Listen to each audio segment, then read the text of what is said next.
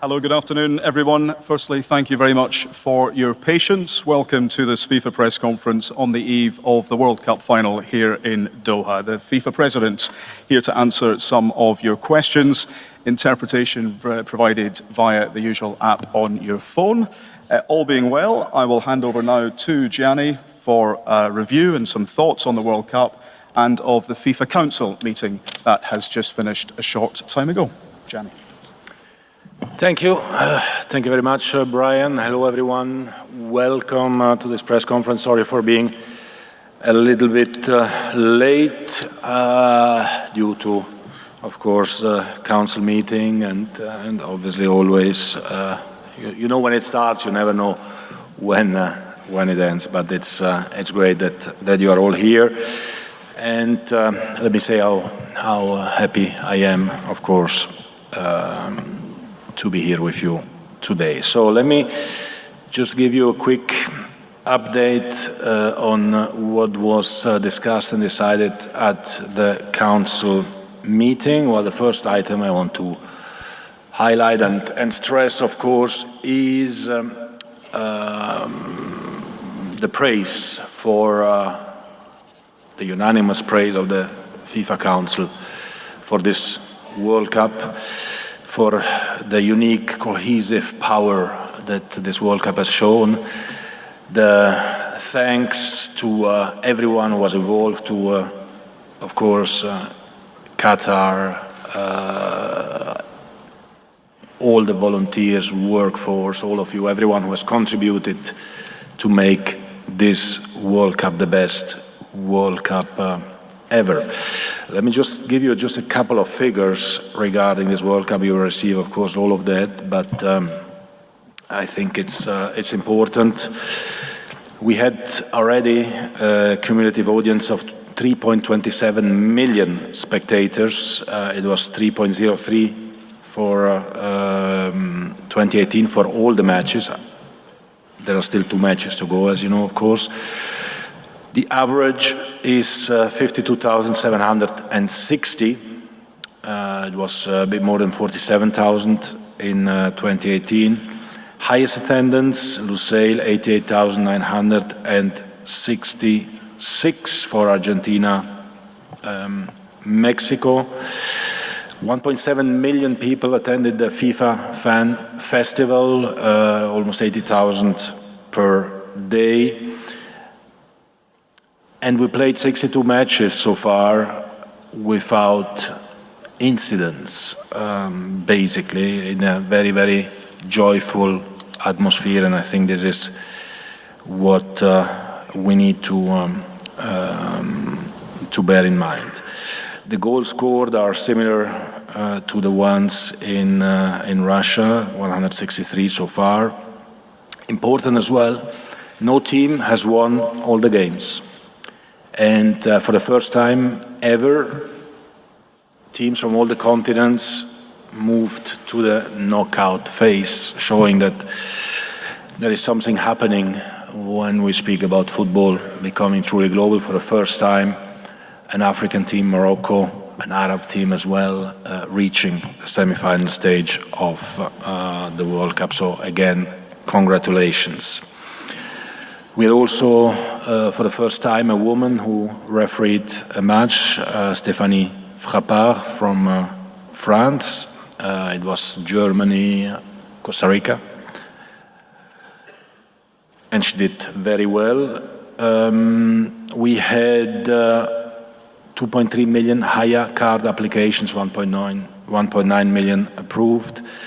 And the top 5 visiting countries were Saudi Arabia, India, United States of America, United Kingdom, and Mexico. So, international atmosphere, joyful atmosphere, football uniting the world, people coming together and wanting to enjoy a little bit their time, maybe forgetting also some of their issues and having pleasure. We will issue as well, after the final, of course, the viewing figures and the audience figures, but it has been, as you know, of course, an incredible success. We are approaching the 5 billion mark in terms of viewing figures.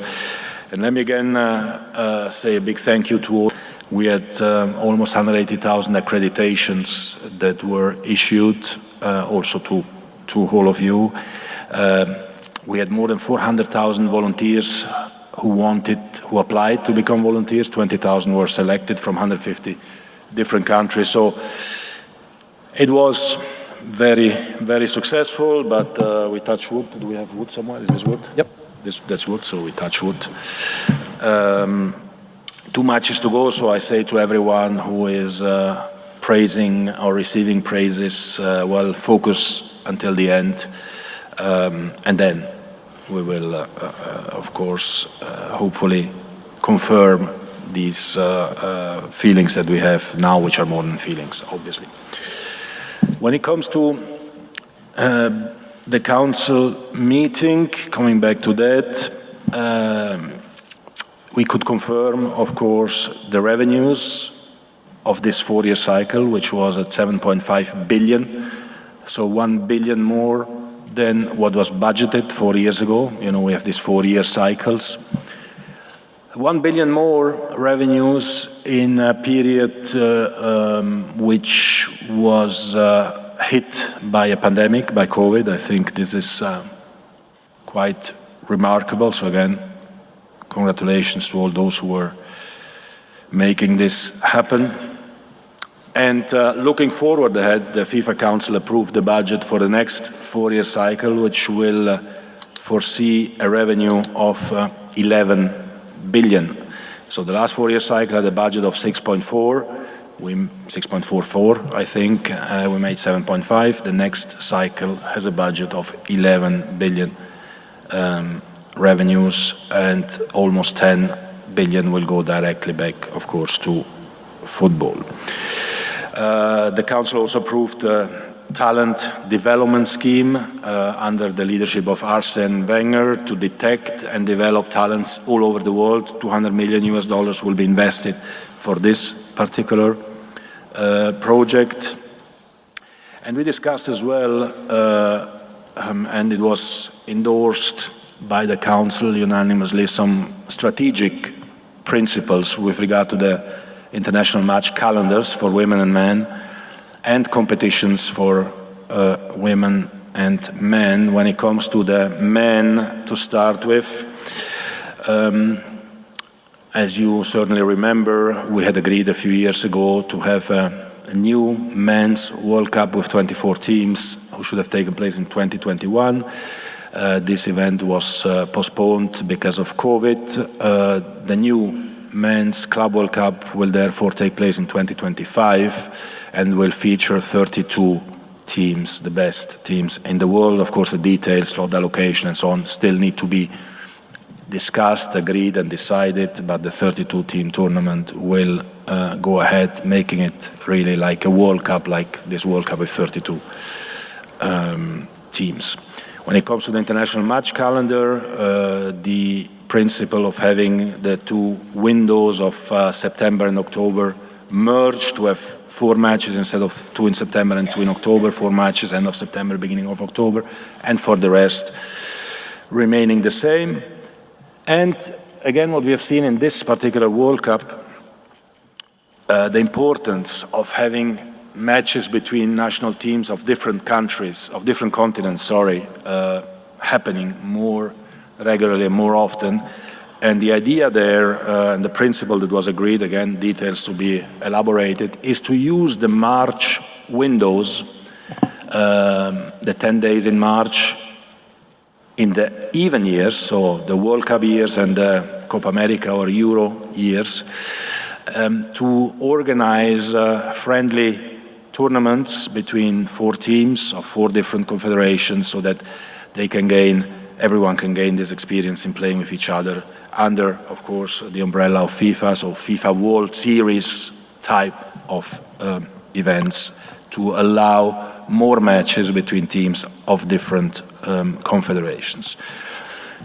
For women's football, very similar. The first decision was to extend the calendar until 25 to give us more time to study the new calendar, but also to create a new Women's Club World Cup, details again to be elaborated, and also a new FIFA Futsal Women's World Cup every 4 years as well, but with details to be elaborated. Also again, for your information, the decision on the hosts of the Men's World Cup 2030 and of the Women's World Cup 2027 will take place in 2024. The Women's World Cup 2031 will be decided in 2025, so we have the same 6-year preparation span as for the Men's World Cup, so we are running after in order to really align men and women competition and World Cups.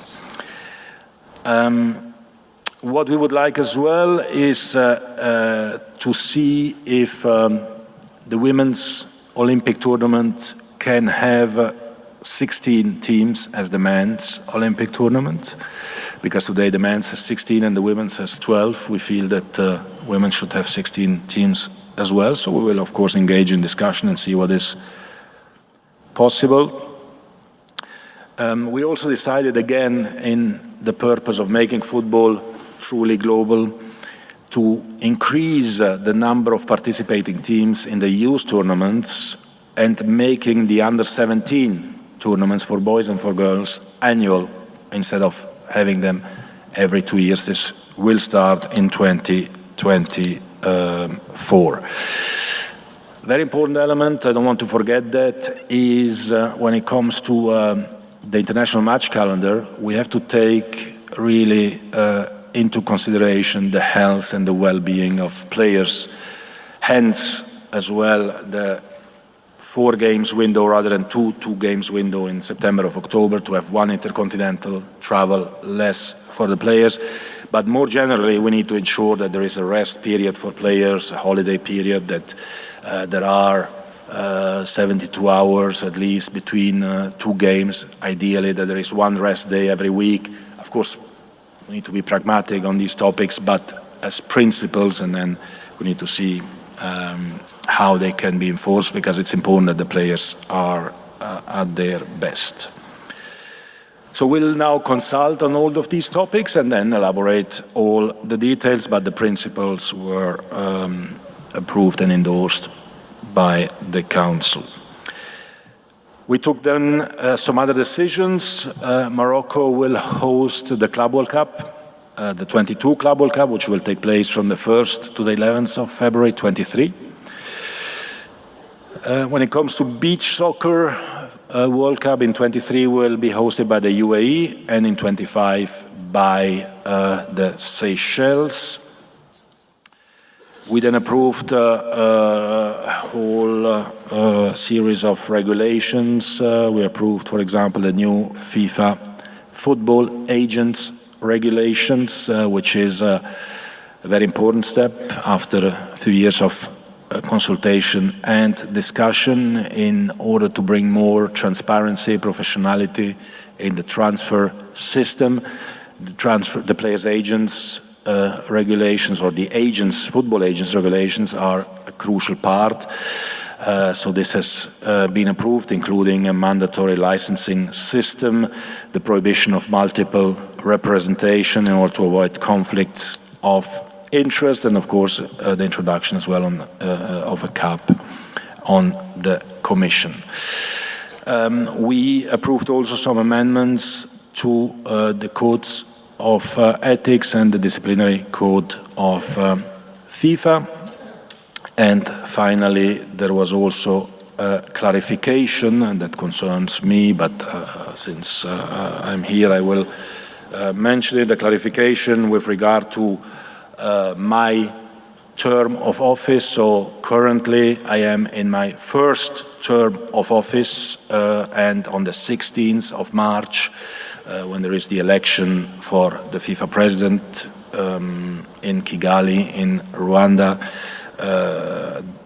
my second term of office as FIFA president will start. You know, there is a limit of 3 terms of office. So these were the main decisions taken by the FIFA Council. Did I forget anything? Nope. Brian, no? Okay.